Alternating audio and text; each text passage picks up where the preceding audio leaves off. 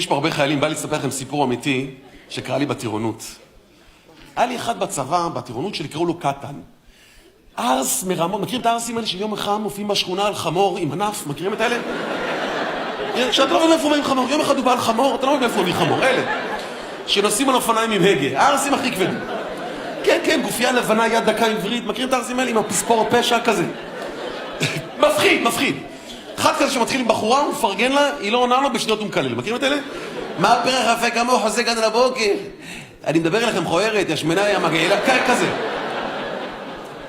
עכשיו, תמיד שהיינו שומרים, החבר'ה, הסדירניקים של פלוגות עורב, היו מסתלבטים עלינו, חייל מה הסיסמה, חייל מה הסיסמה, כאילו אנחנו טירונים.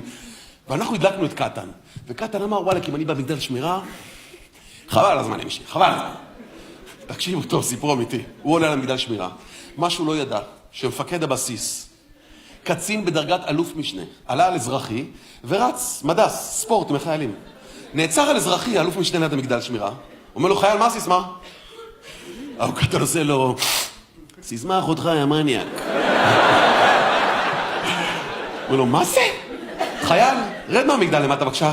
קטן אומר לו, בוא תעלה למעלה אם אתה גבר, בוא תעלה למעלה. הוא קלט שלא מבין מי הוא. הוא אומר לו, חייל, כנראה אתה לא מבין מי אני מפקד הבסיס. אז קטן אומר לו, ואני הרמטכ"ל, יא זין.